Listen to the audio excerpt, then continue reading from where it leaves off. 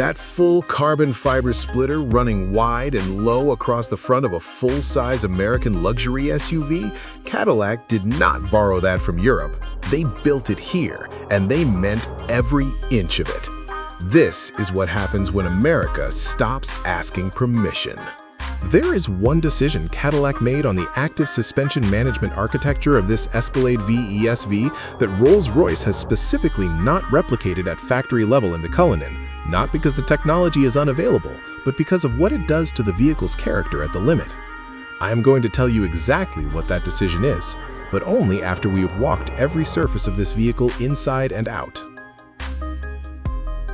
Is the Escalade-V ESV worth $150,000? My answer depends entirely on whether you are buying this as a daily driver for a family of 6 or as a statement that you chose American engineering over a German interpretation of British luxury.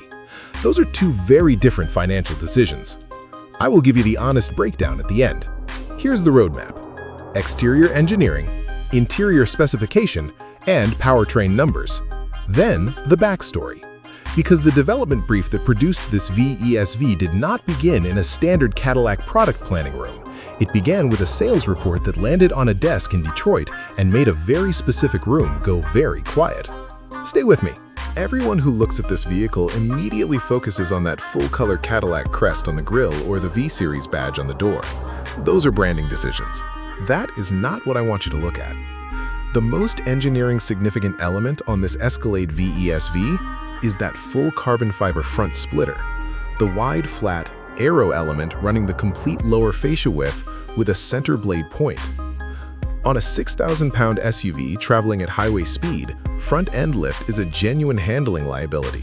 It reduces front tire contact load and makes the vehicle feel vague above 75 miles per hour.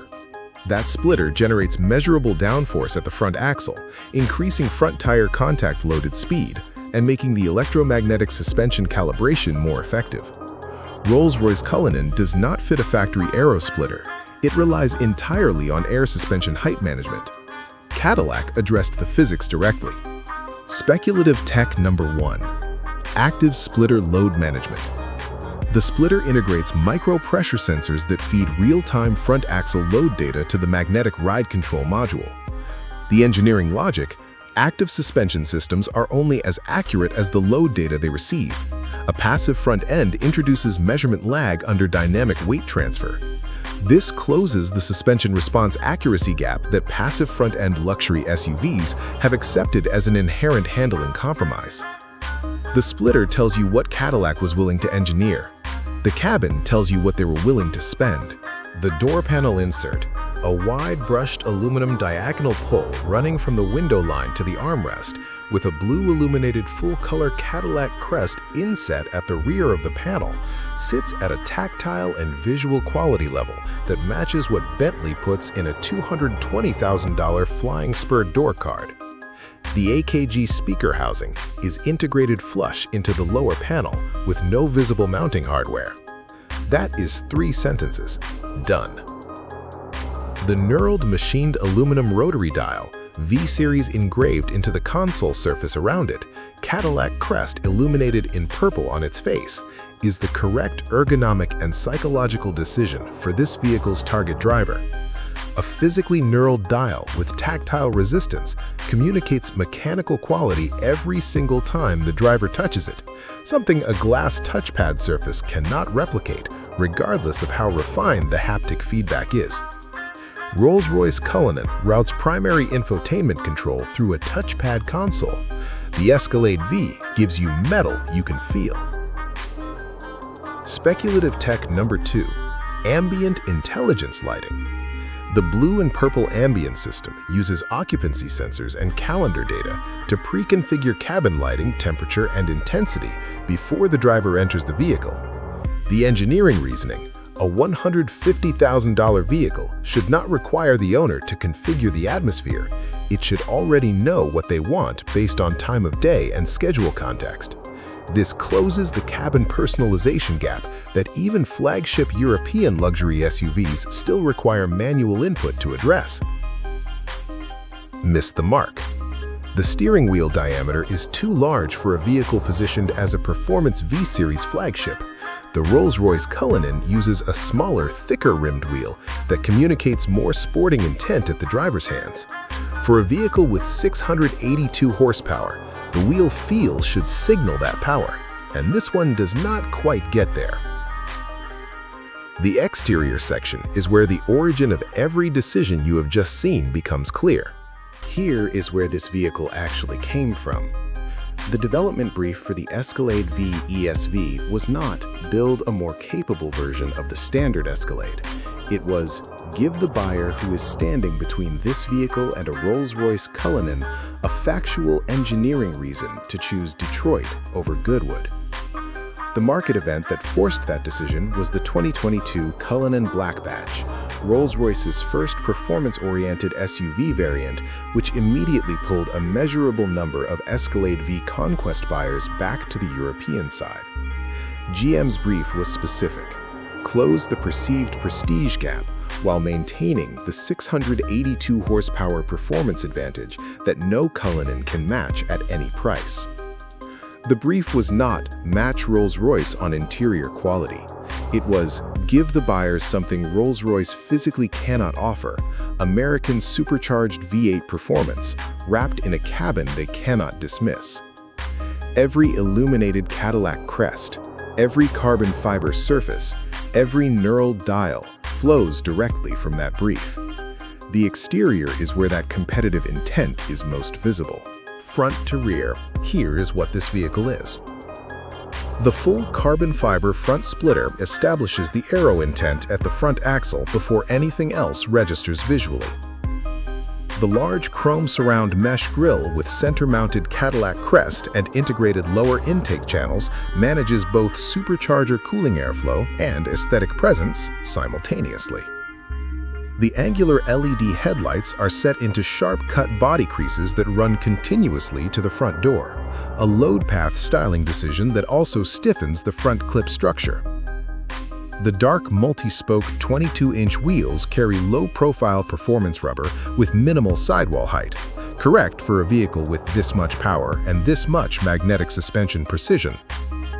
At the rear, vertical LED taillights, V-Series badging on the license plate surround, carbon fiber rear diffuser with 5 visible fins, and quad exhaust outlets centered in the lower fascia. Every exterior surface on this vehicle is a resolved design decision. There is no panel that exists purely for decoration. And what is underneath that carbon splitter is why none of this is posturing. Engine: 6.2 liters supercharged V8, 682 horsepower, 653 pound-feet of torque, 10-speed automatic, all-wheel drive standard. Those numbers mean 0 to 60 in 4.4 seconds in a vehicle that seats 7 and weighs over 6,000 pounds. No Rolls-Royce Cullinan at any price delivers those numbers. Advanced controls. Speculative tech number 3. Predictive magnetic ride preload. The system uses front-facing camera data to read road surface texture 40 meters ahead and pre-configure each corner's magnetic damper stiffness before the wheel contacts the surface change. The competitor gap it closes. The Cullinan's air suspension reacts to surface input after contact. In the Black Badge, that reactive lag is perceptible at sport driving speeds on deteriorating road surfaces. This eliminates the 0.2-second reactive lag that passive luxury SUV suspension systems have accepted as unavoidable. The Escalade-V ESV holds a genuine and measurable advantage over the Cullinan on supercharged V8 output and factory performance specification. Where it narrows, the Cullinan's bespoke interior personalization program and coach-built perception still carry prestige weight in certain social contexts that no American SUV has fully closed. Engineering case is complete. The financial case is next. Now here's what I actually think, completely straightforward. The Cullinan Black Badge brief explains every decision on this vehicle. The carbon fiber splitter, a direct aero performance answer to Rolls-Royce's reliance on passive suspension height management. The illuminated Cadillac crest on every surface, a prestige saturation answer to Rolls-Royce's spirit of ecstasy. The knurled machined rotary dial with V-Series engraving, a tactile quality answer to Rolls-Royce's touchpad console. Whether Cadillac succeeded depends entirely on what the buyer values most. If factory supercharged performance, American engineering provenance, and a cabin that now legitimately competes on material quality are the criteria, this vehicle makes a compelling argument. If coach-built exclusivity, bespoke personalization at the point of sale, and the social weight of a Rolls-Royce badge are the criteria, Cadillac has not closed that gap yet. The interesting thing is how much closer they are than they were 3 years ago. Pricing for the Escalade-V ESV in this configuration runs approximately $145,000 to $160,000 depending on packages.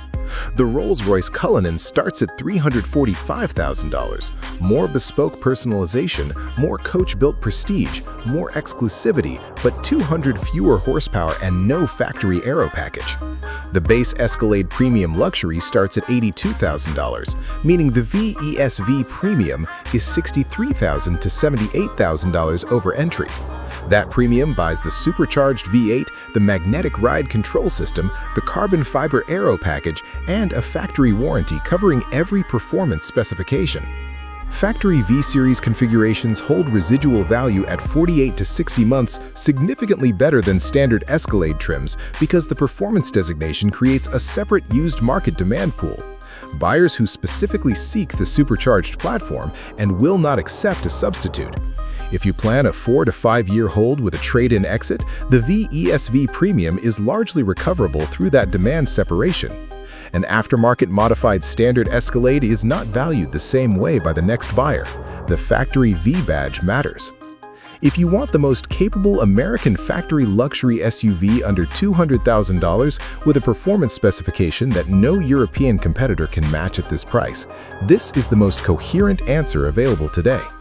If coach-built exclusivity and the Rolls-Royce nameplate in a social context matter more than performance numbers, the Cullinan gives you prestige at $345,000 that this vehicle does not replicate regardless of specification level. What this vehicle earns its premium through is not displacement or the carbon fiber trim. It is the coherence of a factory supercharged platform, a genuine aero package, and a cabin quality level that now legitimately enters the conversation as a single warranted American package at a price that makes the European alternative look like it is charging you for the accent. That full carbon fiber splitter running wide and low that opened this video. Now that you have seen the full picture, you understand it is not a styling accessory. It is Cadillac's engineering answer to a specific performance question that Rolls-Royce chose not to ask.